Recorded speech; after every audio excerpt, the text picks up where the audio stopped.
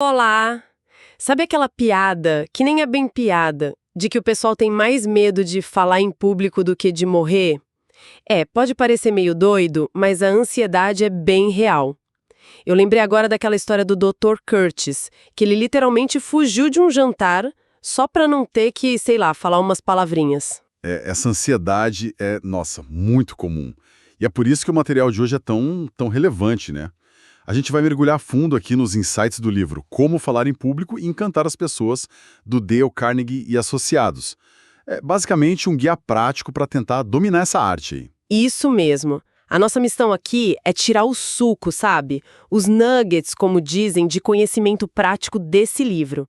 A ideia é ajudar qualquer um a se comunicar com mais confiança, mais impacto, seja numa reunião, numa apresentação grande ou até para conversar melhor no dia a dia. E a fonte é um clássico moderno, né? Baseado em décadas de experiência lá da Dale Carnegie Training. O livro é bem estruturado, sabe? Com princípios claros, tem até uns capítulos específicos sobre persuasão. Ele usa exemplos históricos que, olha, ainda funcionam muito bem, tipo o debate Kennedy-Nixon. Interessante isso. Então, tá. Por onde a gente começa essa jornada? Para ter essa tal oratória de alto impacto. Qual que é a base de tudo segundo o Carnegie? Olha, a fundação, assim, o que não dá para negociar fale sobre o que você realmente sabe. E não é só conhecer por cima, não, é dominar. O Carnegie faz uma analogia ótima, tipo a do botânico que descarta milhares de plantas para achar as melhores. Ele diz que você tem que juntar muito mais ideia do que vai usar, sem pensamentos para descartar 90, sabe? Nossa! Esse excesso de conhecimento, mesmo que você não fala, é o que constrói a confiança de verdade. Aquela segurança interna. Entendi. É tipo ter munição de sobra, E imagino que isso também ajude a manter o foco. O livro fala em abordar um tema por vez, certo?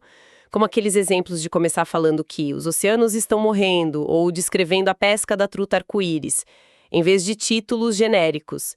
Cria um impacto inicial e direciona a conversa, né? Precisamente.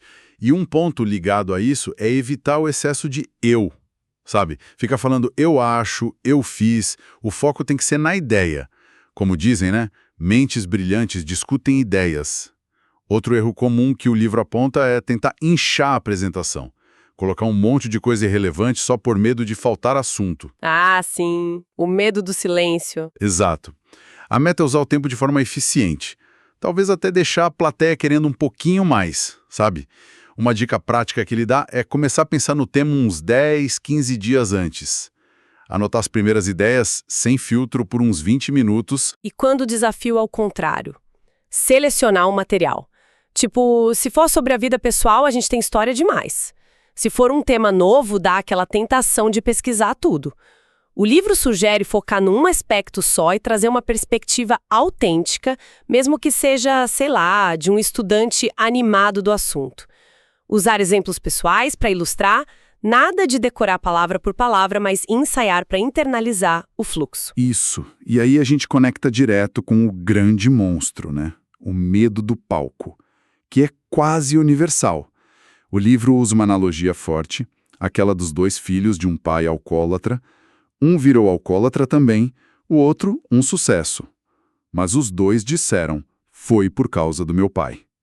A lição é que a nossa reação ao estresse, não o estresse em si, é que define o resultado. Nossa, que perspectiva forte essa. E como é que o Carnegie sugere encarar esse medo? Quais são as raízes e, mais importante, as soluções? As causas que ele lista são bem o que a gente imagina. Insegurança, medo do desconhecido, da crítica, falta de preparo. As soluções do Carnegie são, assim, bem diretas. Primeiro, reconheça que você não está sozinha nisso, todo mundo sente. Depois, analise a origem do seu medo. Cultive um desejo forte de se comunicar. Prepare-se exaustivamente, isso é chave. Considere fazer um curso e o mais importante de tudo, faça. Tem que ir lá e fazer. A prática deliberada é o caminho. E ainda tem a biologia jogando contra, né? Aquela resposta de lutar ou fugir que pode congelar a gente. O livro até explica como isso afeta a voz, os músculos do rosto.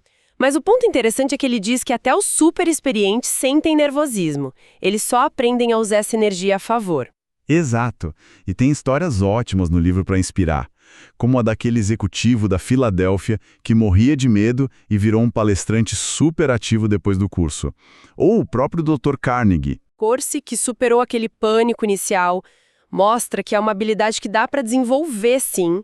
O Carnegie resume o progresso rápido em 4 pontos.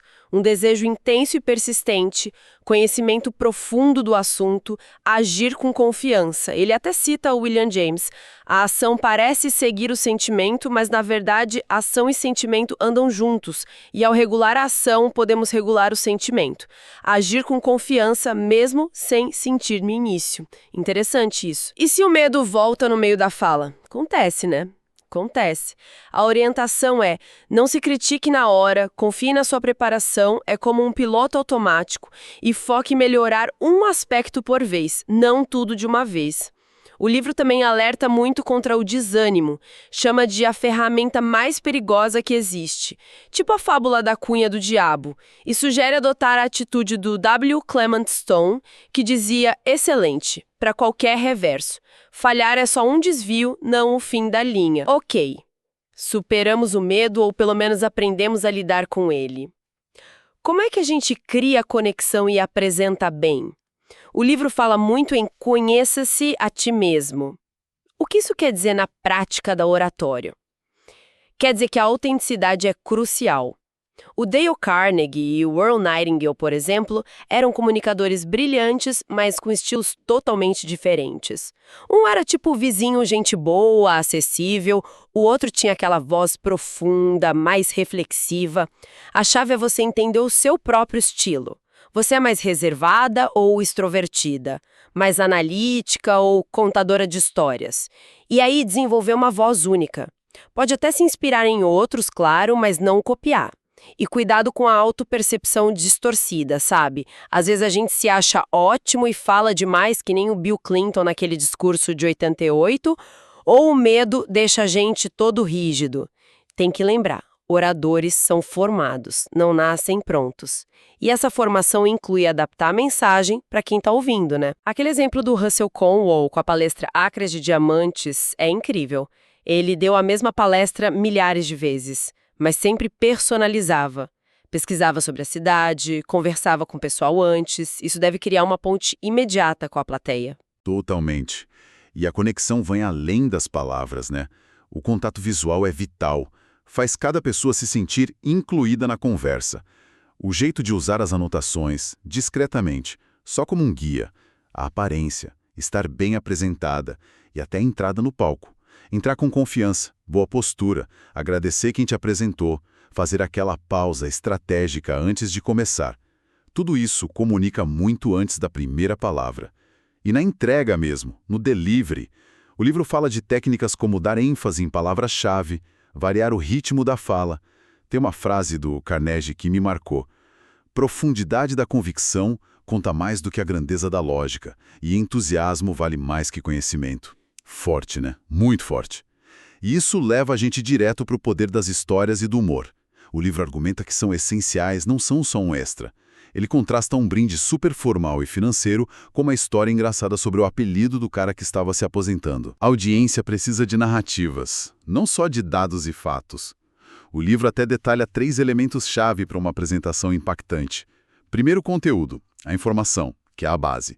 Segundo, histórias sobre outras pessoas, que ilustram os pontos e conectam emocionalmente, fazem rir ou chorar. E terceiro, autorrevelação, histórias pessoais que criam intimidade, mostram que você é humano. Aquela técnica do Franklin Roosevelt de visualizar uma pessoa específica ao falar no rádio para criar essa sensação de conversa íntima, é genial. E sobre humor, o livro trata como uma necessidade básica da plateia, mas claro, com regras. Evitar piada ofensiva é o básico do básico. O alvo mais seguro para a piada é você mesmo, fazer autodepreciação leve. Dá para brincar com os outros, mas com muito cuidado e gentileza, sem maldade. Anedotas, historinhas engraçadas, geralmente funcionam melhor e são mais flexíveis que piadas muito estruturadas, sabe? E é bom ter uma piada de recuperação na manga, para caso algo não funcione bem. E claro, tem que praticar o humor, né? O timing, a entonação. Não é só contar. Adaptar para o público específico e, principalmente, garantir que o humor sirva à mensagem e não seja só uma distração aleatória. Exato. Agora, a gente chega no que muita gente considera o coração da oratória, a persuasão. O objetivo final, muitas vezes, é mover a audiência para a ação. E o livro valoriza demais a sinceridade acima daquela eloquência vazia, sabe? Uma consultora de seguros que é sincera, mesmo que não seja a oradora mais polida do mundo, pode inspirar muito mais confiança. Compartilhar a própria experiência vivida tem um peso enorme, muito mais do que dar opinião ou contar o que ouviu de terceiro. Essa questão da sinceridade se conecta muito com a convicção, né? Aquela história que você mencionou do vendedor que convenceu a turma sobre a tal grama azul só pela força da crença dele. Mostra como a emoção e a convicção genuína podem ser mais poderosas que a lógica fria, às vezes. Com certeza. O livro até revisita a estrutura clássica da retórica, que no fundo é a arte da persuasão eficaz para ajudar a organizar o pensamento persuasivo. Ele fala da invenção, achar a mensagem certa, a persona certa, da disposição, a organização lógica dos argumentos, do estilo, o jeito de dizer as palavras escolhidas, da memória, que não é decorar, mas dominar a estrutura e ter um apoio se precisar. Lembra do Theodore Roosevelt, que levou um tiro e o discurso no bolso amorteceu a bala, e ele ainda falou por 90 minutos. E, por fim, a apresentação, a entrega final. E para gerar essas ideias persuasivas, ele menciona uma tal de fórmula mágica. Combinar ideias existentes, adaptar coisas, tipo o velcro que foi inspirado em carrapicho, modificar, pensar grande, e tem uma cutucada no PowerPoint, né? Dizendo que pode virar uma muleta que impede a gente de desenvolver a habilidade real de persuadir. É um ponto interessante. E um pilar central na persuasão é apelar para os motivos da audiência. Toda a ação humana, diz o livro, nasce de um desejo. Aí ele lista os desejos básicos: autopreservação, dinheiro, reconhecimento social, saúde, amor, essas coisas. E tem uma sacada psicológica importante. O medo da perda geralmente motiva mais do que o desejo de ganhar. Interessante. E qual seria o desejo mais potente de todos, segundo Carnegie, para a gente usar na persuasão? O orgulho. O desejo de ser admirado, de ser importante. Se você conseguir mostrar para a audiência como aquela ação que você está propondo vai trazer admiração para eles, aí você tem um argumento muito poderoso. O exemplo do Lincoln deixando a barba crescer para parecer mais presidenciável, mais digno de admiração, ilustra bem isso. Faz todo sentido. E tão importante quanto o recheio da apresentação é como a gente começa e como termina, né? A regra de ouro parece ser ganhar a atenção no primeiro minuto. Exatamente. As plateias hoje são impacientes. Não dá para enrolar no começo. A abertura tem que agarrar a atenção na hora. Pensa no impacto daquelas primeiras frases do "Eu tenho um sonho", do Martin Luther King Jr. Nada de começar pedindo desculpas ou contando piadinhas sem graça que não funciona. E quais são algumas aberturas eficazes que o livro sugere para a gente usar? Olha, tem várias. Despertar a curiosidade. Carnegie diz que é um instinto básico, quase animal. Apresentar uma estatística surpreendente que faça as pessoas pensarem, nossa, contar uma história relevante que conecte com o tema, mostrar um objeto interessante ou fazer uma demonstração rápida, fazer uma pergunta direta e instigante, talvez citando alguém famoso, ou se conectar direto aos interesses vitais da plateia, tipo falar sobre algo que afeta a saúde, o bolso, a família deles. Boas dicas. E pro final? Uma conclusão bem planejada parece crucial para deixar a mensagem certa na cabeça das pessoas. Nada de terminar meio perdido com um simples "é isso aí, pessoal". Com certeza. A conclusão é a última impressão, ela solidifica tudo. Algumas estratégias que o livro traz são resumir os pontos principais, se a palestra foi mais complexa, para ajudar a fixar, reafirmar o tema central, se foi algo mais inspirador, apelar por ação de forma bem clara e específica, ou amarrar com a abertura, usando a mesma citação ou imagem do início para criar um ciclo, uma sensação de fechamento. O livro até sugere uma estrutura para essa conclusão, né? Tipo, sinalizar que está acabando para resumir. Então, para concluir, fazer um resumo rápido, talvez apelar para uns motivos mais nobres, fazer o chamado específico para a ação "façam X" e declarar o benefício claro que a plateia vai ter se fizer aquilo. E ele alerta para evitar terminar só com obrigado ou pedindo desculpas de novo. Exato. E por último, mas não menos importante, tem a seção de perguntas e respostas, o famoso Q&A. Muitas vezes é ali que a persuasão realmente acontece, ou se perde totalmente. É bom definir um tempo limite para isso para não se estender demais. E quais são os desafios mais comuns nesse momento do Q&A e como o livro sugere que a gente lide com eles? Os problemas são vários, né? Perguntas confusas, perguntas hostis, gente que foge do tópico, o próprio orador que não escuta direito ou que tenta superar a história de quem pergunta ou que simplesmente ignora a pergunta. E tem as perguntas capciosas, aquelas feitas de má fé. As estratégias são escutar ativamente, de verdade, repetir ou pedir para clarificar a pergunta, isso também te dá uns segundos para pensar, né? Fazer uma pausa antes de responder, ser conciso, responder para toda a plateia, não só para quem perguntou, desarmar a hostilidade com empatia, olha, eu entendo a sua frustração com isso, redirecionar perguntas fora do tópico com gentileza, essa é uma questão interessante, mas talvez a gente possa conversar depois para não fugir muito do nosso foco aqui, manter a calma sempre, nunca demonstrar raiva, e usar a pergunta como gancho para reforçar a sua mensagem principal. E olha, admitir não sei se oferecer para buscar a resposta depois é muito melhor do que inventar na hora. Interessante essa ideia que você mencionou de talvez fazer a conclusão formal depois do Q&A, para terminar nos seus próprios termos com a sua mensagem final. Sim, é uma tática boa para retomar o controle da narrativa no finalzinho. O essencial no Q&A, no fundo, é buscar um entendimento mútuo. Mostrar respeito pela perspectiva da outra pessoa, mesmo que você discorde dela. Não cair na armadilha de só querer defender o seu ponto de vista a qualquer custo. Realmente, a gente explorou muitos aspectos práticos aqui. Recapitulando, então, a mensagem central que a gente tira desses insights do Carnegie é que falar bem em público não é um dom que cai do céu, né? É uma habilidade que se constrói com preparação sólida, com autenticidade, com conexão emocional, com gerenciamento do medo e usando essas técnicas mais estruturadas de apresentar e persuadir. Exato. É um processo, sabe? De aprendizado e de aprimoramento que não acaba nunca. E talvez um pensamento para a gente levar daqui, para refletir.